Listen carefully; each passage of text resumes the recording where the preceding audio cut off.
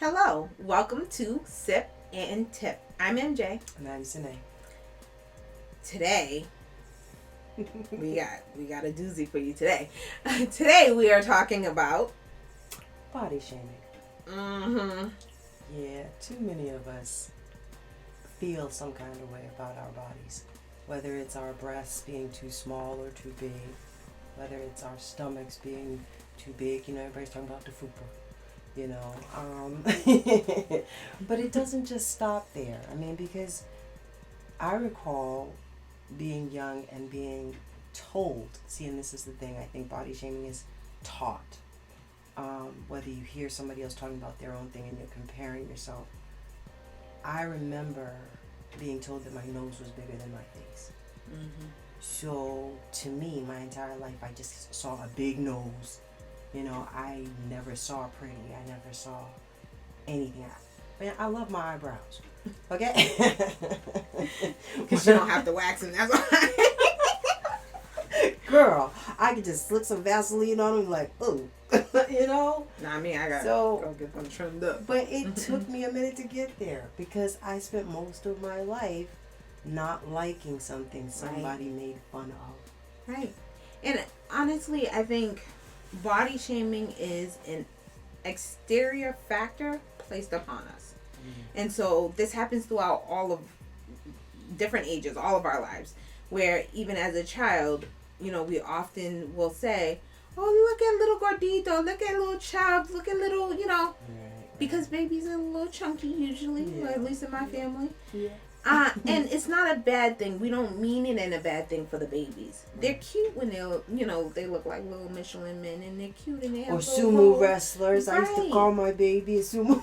But that internalized, especially with societal factors, is perceived as a bad thing. Yes. Now you're fat. You're calling me fat. You're calling me. When we mean it in a way of admiration. We mean it in a way where we're like, oh, yeah. Right. Not, you're fat, baby. Like, that's not what we mean it. Because I like sumo wrestlers. Right. Right. That's not what the way we mean it. But internalize when people grow up or children grow up and you're calling them chubs and you're calling them this, and then they go to school or they see on TV or hear somebody else call an adult fat, overweight, and all these negative things, then it's like, well, I got rolls like her and I got, so I must be fat and I must be, and it's internalized. Right. That's true. And then it becomes a negative thing. And so oftentimes there's a shift where a child will opt not to be called the family name. Right. Which includes, you know, chubs or gordito or whatever. And at that time, it's usually because of the self-identity that kind of comes out or is being molded, and the child figures out, I don't want to be, you know, that little, whatever presentation that they see it as. I don't want to be that thing or that person anymore. I want to be me, who I think I am now. Right. And that's okay, but oftentimes families don't accept that. That's It's all, you'll always be little gordito. Like, no. Like, you gotta respect their need to find their own space and become who they are. Right. Right. Because if not then when? When they're an adult? When all of this stuff has set in and they can't figure out what's theirs and what's not? Yeah. And that's the thing. And even in adolescence have it the hardest. One, because as an adolescent going through puberty, your body's already morphed in a form that you don't like. One way or another, you're getting things in places you never had them, and you're like, what is this? I don't know what to do with it. And people are looking at it, or maybe they don't, but you think they are. It's a weird time. Well, I think my weirdest moment in my teens was my hairy legs. Oh, yeah, too. I could not stand my hairy legs, but the moment I shaved them, I couldn't stand my legs. Oh my God, they were so bony. It was like, no, I'd rather have the hair. So I learned to love my hair. But it's that weird phenomenon where, you know, for girls it's the boobs and the figure, and then you're getting attention and you're liking it maybe, but you're not liking it, but then you don't know what to do. For boys, it's the face here, sometimes the chest here, and then you're liking it, and then you're scruffy, and then you got one string here and one string there, but it's not really matching, and you're like, I don't know what to do. Should I shave it? Should I not? Like, it's just a weird time.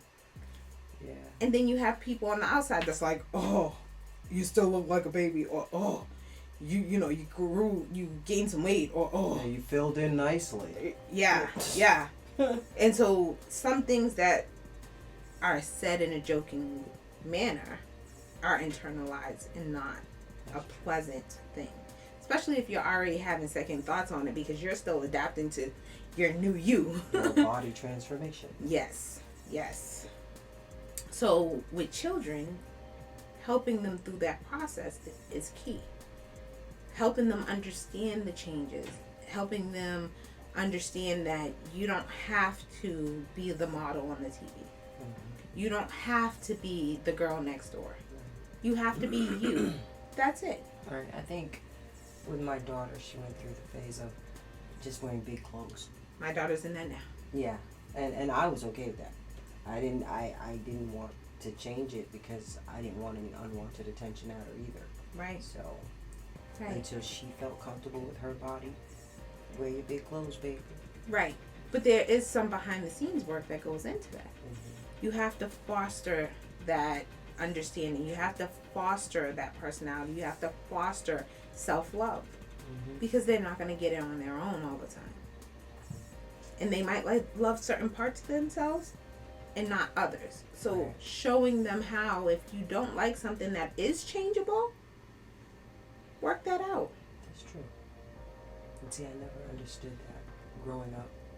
All I could do is try to teach my daughter to embrace the parts of her that she didn't like. I remember telling her, my daughter would grow a shoe size every year she was growing up. So at the age of 9, she was wearing a woman's 9. And I let her wear my shoes, and then they started talking. So, as she kept getting bigger, I said, baby, you need to love your big feet. I said, God gave them to you for a reason, whether it's to stomp out forest fires or to be a supermodel. It's one or the other. I mean, you're going to be great.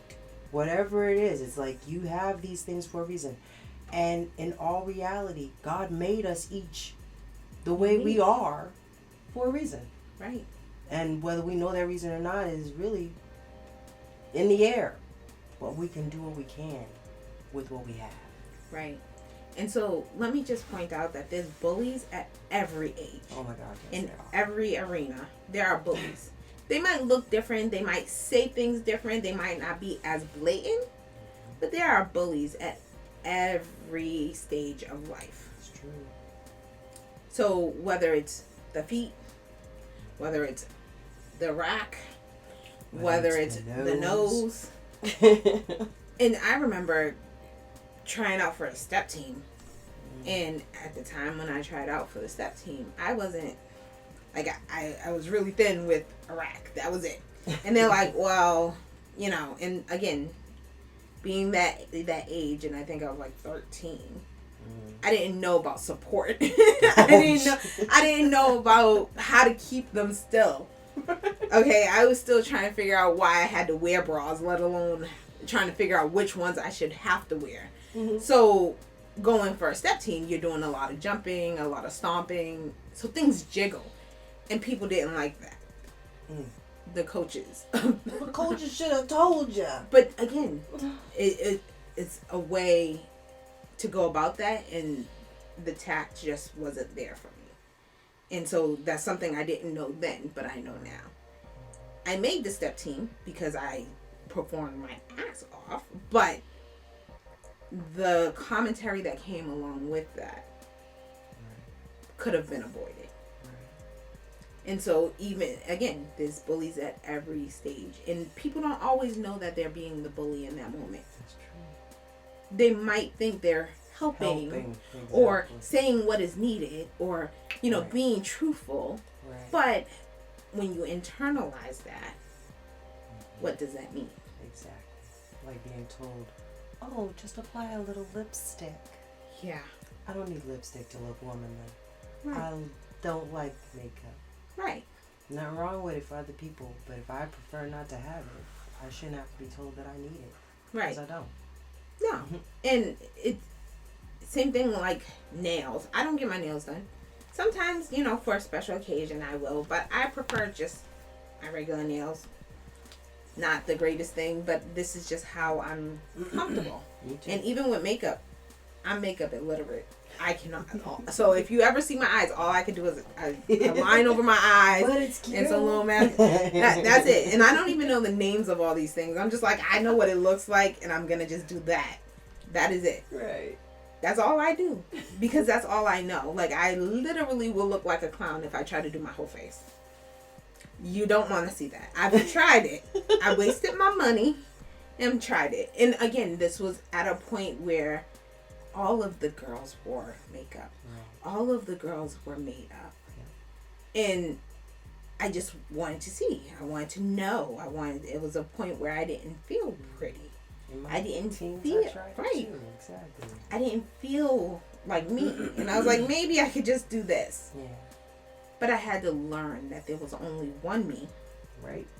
And this is as good as it's going to get. The way I present, the way I show up for me, that's as good as it's going to get. That's right. No one else can do that for me. And so now, I just show up the way I'm going to show up. You're still going to get the authentic me, but physically, I might be in sweatpants, I might be in joggers, I might be in high heels, I might be in overalls. I show up the way I show up. Right. But we don't have to succumb to the body shaming. Right. We don't have to feel bad about our pouches. We don't have to feel bad because we choose to wear our hairy legs. Yeah. Don't let bullying and teasing be the basis for what you like and don't like about yourself. I remember growing up because my Indian heritage, I am so hairy. Let me show you. Girl, I am too. My hair is fine, but I don't know if you can see it. But Oh my God. It's so hairy. It's fine, but it's so hairy. I remember people be like, "Oh yeah, I can braid it," but it's so you can't braid it. It's fine. It's exactly. You wouldn't even catch it. And it's not that long. But I would try and shave my arms. Do you know how annoying it is to try and shave your whole body from like neck to freaking toes like that? Girl, wait. I tried that once and was like, psh. Look, at least your hair goes lay down. You got beady babies that want to stick up like this here. That's a little bit different, boo. But people would talk about it. And people were just rude. And again, there's bullies at every stage. Yeah. Did they mean harm? Maybe not. Again, they were children just like I was a child. Right. But you talk about what you see. And if it's not like you, you talk about it. Most children around 8 or 9, they don't have full body hair. I am hairy. Not like beast hairy, but my hair's fine. And it's just there. I don't shave my arms. I do shave my legs only in the summer because I like to wear shorts and stuff. And I like the way it looks when I shave. Mm-hmm. But I don't shave my arms at all. Okay. Like, you can't pay me to shave my arms. Screw that. Okay? Because have you ever just shaved your arms? Like, did it itch? When it was growing back, yeah. Yes. Yeah, see. Yeah. Mm-hmm. I've nared my arms. Mm-hmm. Yeah, that's not fun either. Sitting like this. Sitting like this? No. See what you've done to her world. But it's something that, it's a rite of passage. It's right. something we have to go through. We have to figure out if we're for hair or not for hair. Exactly. And some people are not for. I know people that get waxed regularly. Like full body, just take it all off. Don't like the hair. And that's fine. That's painful to me. Well, for some. I tried it. I don't know. For some people. Like I wax my eyebrows at times. I prefer threading. But I get them waxed sometimes. And it doesn't hurt for me. But for other people, I see them squinching and so clean out their head. It does, and again, it's all about perspective on these things. Some people like hair, some people don't. Some people like a little bit hair. Like I would say, I like a medium amount of hair. Well, see, that's like, I think unibrows are cute. I don't You know? know. They're not. No, they're not. No, I think that some people can actually pull it off. Not this one. I think they're cute. It would. You should leave it alone when you see it one day. No. I remember I seen a character on TV sporting their unibrow. I was like, oh. I said, oh no. Won't be me. It won't be. And it's funny because my eyebrows are like my arm hair. They lay down, and my unibrow is not so predominant. Like, especially because I wear glasses. Unless you're like, you really can't see it. But again, when I'm in the mirror, I see it. So I'm like, oh no, we got it. Appointment. So I need to. No. It's just, yeah, I don't. I don't know. Oh. That's because you don't have one. Probably. But that's like, okay, with my hairy legs, I would wear my mini skirts, my scrunchy socks, and sneakers, no problem. But if there was an elegant dress, oh no, we got to shade. See, we got to shade, because that elegant dress might need lace-up sandals that go to your knee. Oh, yeah. And you can't have fuzz coming through the legs, man. That would be a time for me to shave my legs. Like, it's just choice. And one thing I had to deal with when I was younger, my height. Because I'm not tall for a woman. Okay. And I'm not really short for a woman. I stand at 5'5" and a half. Average. I am average, but average, for most people during my childhood, they were either taller than me or slightly shorter. But for me, especially with the stature that I had, you would think I was taller. For whatever reason. Because you have more leg. I do have long legs. But I'm not mini size, I'm not bite size, but I'm a good size. She's a snack. I am not a snack. I'm a whole meal.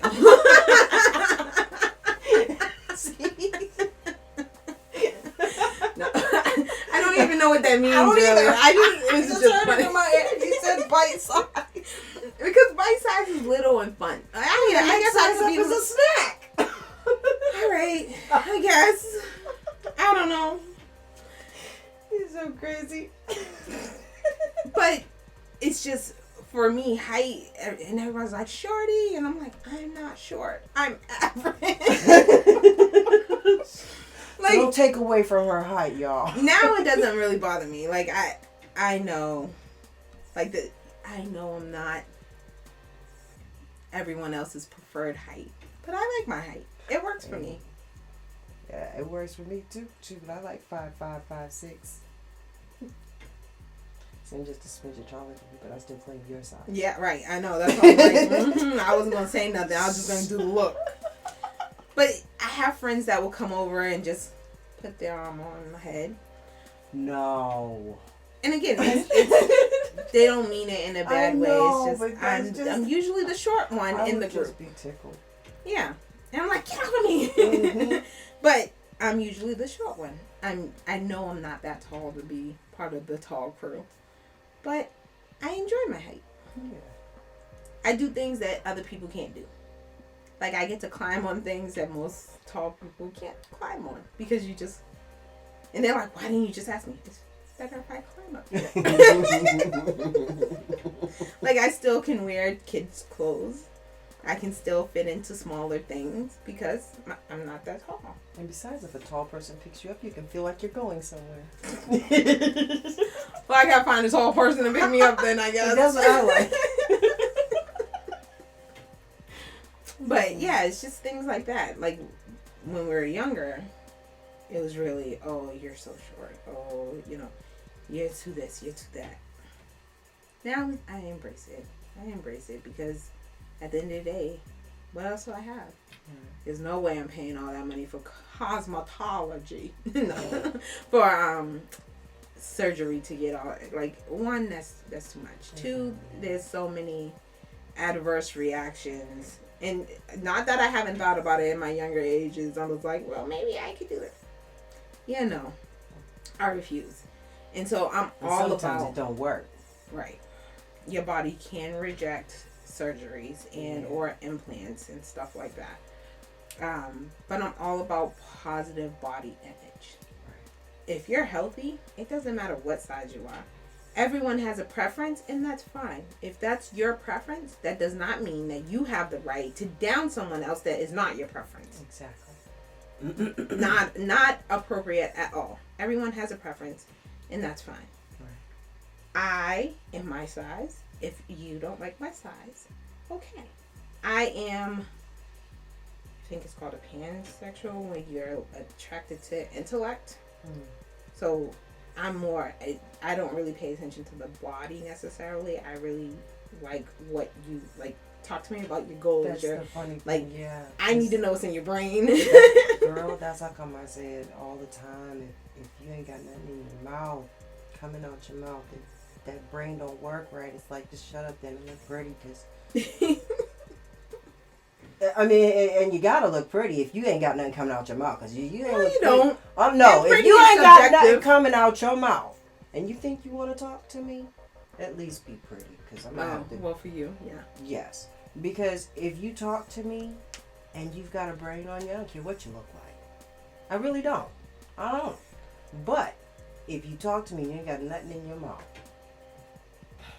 at least be pretty, because I would hate to have to say something.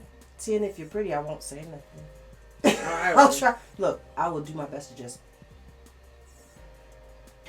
See, I'm the picker, as people always say. You always pick it because I ask you questions, intriguing questions that will draw out conversation. There's some people that can't hold conversations. They haven't learned or can't learn or don't learn, whatever the case may be. They do not know how to converse back and forth. So you have to ask a series of questions, and it's usually one-sided. You get the answers you are asking, but you don't get the conversation. And so there's no real give and take. It's a Q&A. Right. But I don't like that. It's not my favorite, but I know people have more than what they can say because they don't know how to converse. Right. I've learned that. So for people that are very short, I will just ask questions. I will ask. And for people that know me, know I'm very random. So I will ask the randomest questions. And I'm like, I'm just wondering. Because this is how I get to know people that will not converse with me. But I'm not good at asking questions. See, so if you ask questions, okay, all right, let's just do this. Suppose you see somebody who looks like they feel bad about themselves. You want to ask them a question, but you don't want to ask the wrong question. See, and for me, I think there's no such thing as the wrong question. I think there's a wrong presentation to the question. Okay. So you might not say, well, why do you feel bad about yourself? You might not say that, but you might say, well, what do you like? See? And the presentation is different. You're still asking the same thing by a process of elimination. Nice. But you're not presenting it as if they're wrong or they're, flawed. Okay. And I think that's a big thing in society is we often look at the flaws. And flaws are very subjective because what you see as a flaw is not what I see as a flaw. See, because when you said that, you brought me back to what I said. If you ain't got nothing coming out your mouth, well, maybe I can help somebody actually have something coming out their mouth if I ask the right questions. But I don't ask questions. See, I do. That I don't do. I do. If I get a feeling, again, this is my empath. If I get a feeling that there's more to the story that maybe I can help with, and you're not forthcoming, I will ask. And sometimes if I don't know you, I will simply say, today's a great day. I hope you have a good day. Is there anything I can do that can help your day? Okay.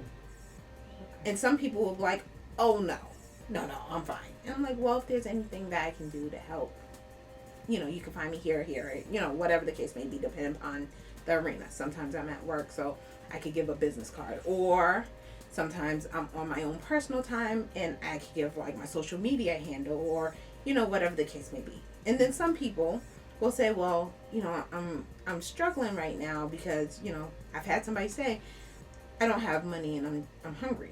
And I'm like, well, let's go here. Or if I'm on a time crunch, I have the Dunkin' Donuts app. I'll order. What do you want? You tell me what you want. I'll order it. You pick it up. Go get it. Right.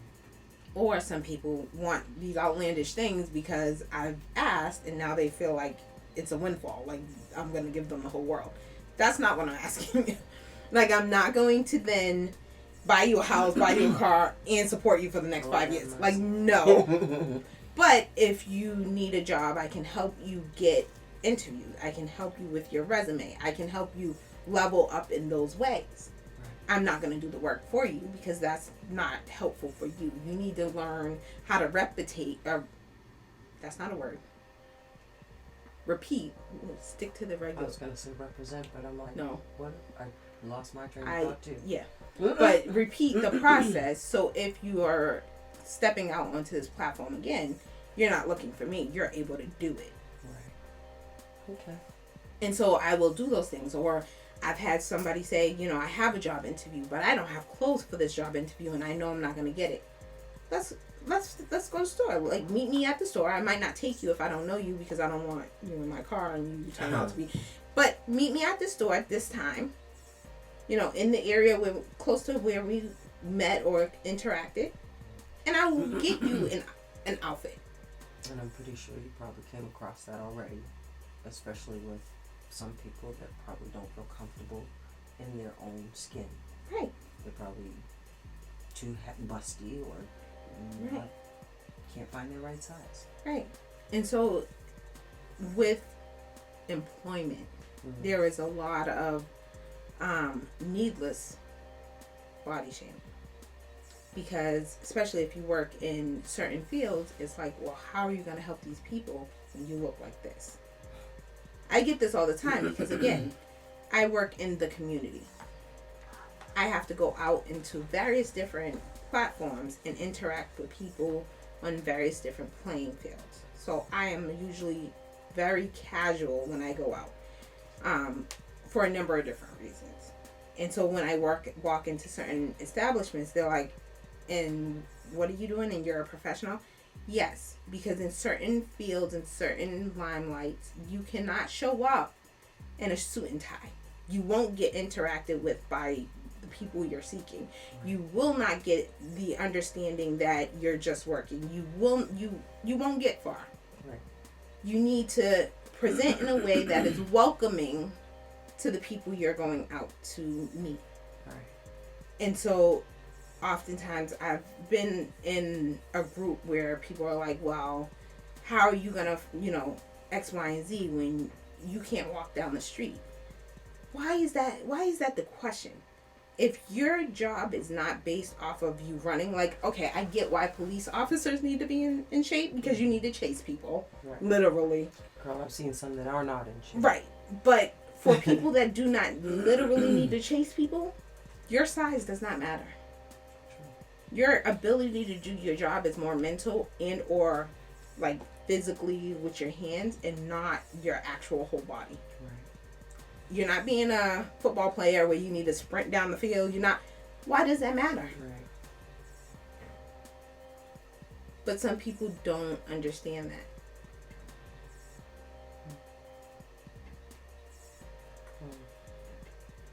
There are tons of different I want to say careers, because I know modeling. I wanted to be a model so bad. Yeah. I'm glad I didn't, because I honestly believe that if I had become a model in my teens, I probably would have to be hooked on drugs or something. I think the that modeling it would have been industry stress. Is hard. I mean, I was a tiny somebody, so I probably could have succeeded if I had the proper support. But being that small and then growing into my womanhood as a model, I think would be super hard. Yeah. I think models have it really, really hard. Well, in today's society, there's more plus size models. Yes. Which I love. Yes. I love. And, for most people, they look at me and they're like, well, you're not plus size. But this frame has held over 200 pounds at one point. So there are points in times in my thought process where I'm like, plus size. And then I go to try on pants and I'm like, oh, yeah, I'm not there anymore. Because it's a feeling. And so when I was plus size, it's a different type of confidence that I held than being I'm not even small. I'm like that mid-size now. And so there's a different type of confidence and there's a different look I go for being mid-size than being plus size or being small. There's just differences. It's too funny because I was a plus size at one point. And do you know I did not realize I was a plus size? Girl, I saw those pictures and was thicker than a Snicker. God, it was beautiful thicker than a Snicker? Man, it was beautiful. Everything's thicker than a Snicker. Man, no, I used to be a Snicker. But girl, I mean, oh my God, my round face. But when I was that size, I didn't notice it. And that's how come, like when I see a lot of plus size people, I think that they got there and they don't realize how they got there. And they probably didn't even see it coming. Sometimes. Because I really didn't see it coming. Sometimes. And honestly, it's not a bad thing to be plus size. No, not at all. I enjoyed it. I'm a big advocate. If you're healthy, it's not causing, high blood pressure, cardiac issue. Oh, it put some strain on my back because, Lord, my butt got so big. Well, honestly, a lot of small people have back problems. Yeah. For one reason or another. Well, when I think was small, it was a back problem too. But all that weight put on after, well, girl. That increased it. But it's one of those things where you can be whatever size you're comfortable with. True. If you're healthy. Right. It's definitely easier. But, yeah. I know plus size people that are more flexible than I can't do a split. I know. But let me call up my girl. She's like, I'm like, oh, okay, let me wait. Oh. There's a woman that does yoga, and I be praying. I'm like, Lord, I wish I could get up on my elbows and let my legs fall like that. Right. Like I can't. My back is broke. I'm good. And size does not indicate ability. It really doesn't. It does not indicate vigor. It does not indicate determination. Agility, it does not. All of it. None of that. Man, it all depends on you. Yes. And so there are unhealthy small people and there's unhealthy big people. There are healthy small people and there's healthy big people. Yeah. Size does not matter. It's all in how you take care of yourself. It's all in how your mental is able to formulate or conceptualize all of these things. That's what matters. And so your happiness should not be associated with your weight or your pant size, shoe size, whatever size. Or your nose size. Right. It should not. Just like your happiness or your body image should not be associated with your hair length. Oh my God. Or your eyelash length. You know that was something else. I forgot. I won't cut it. And see, it's funny because we sit on two different sides of the spectrum on that. So you love your hair. Yeah, because I always had this much growing up. Whereas my hair grows like wildfire and I could care less. Now I got it this length. I'm going to let it grow and grow. Yeah, my hair, I try and keep it the same length. Like, I don't want it to grow any more than what it is. Really? It's too much to handle. Well, I can understand that. It's too, understand that. So when it's wet and I was curly, gonna say, lock it up, but see, you got that different hair. I have a 5 head, and I don't if you see. There you go, body shaming again. Well, I'm not shaming. I just know. For me, I know, and so I'm outside a lot, and so in the heat, when I pull my hair completely back, I'm like, ooh, child. And my hair is already thin. If you see my hair, it's thin. I have a lot, but the strands are thin. It's just like my arm hair. It's just thin. Right. So for me to have dreads, even when I put my hair in braids, and it looks like my parts are really big, and it looks like at certain points that it's balding, but it's not. My hair is just thin. And so when it's curly, it's full. But when I flat iron it, like, you would not be able to tell that it's so full when it's curly because it's just thin. Once it disappears. So for me to try and do locks, the wind's gonna blow and I'm like, I need a hat. Like, no. There's certain things that just doesn't work. And so same thing with my 5-head. It's just kind of one of those things where I still have baby hairs. As much as people talk about adults with baby hair, like, it's there. It's just really fine. And so with the 5-head, it's really fine. So like, you know, your hair, you can see where your hairline starts. Yeah. Mine, you don't see unless you're really close, especially if the sun is on. You don't see it. It looks like it's receding because my hair is that fine. Yeah. It's just part of what I know I have and what I'm working with. I don't shame myself. I just know that I always have the part in the front because I don't like to think that I'm balding. It's not about anybody else. I just know my hair is that thin. Okay. Embrace yourself. Love yourself for who you are and what you look like, because there's only one of you and you're perfectly you. Remember, you're beautiful. Always. And that ends Sip and Tip for today. Join us next week. Subscribe, share, and like for more videos to come. And don't forget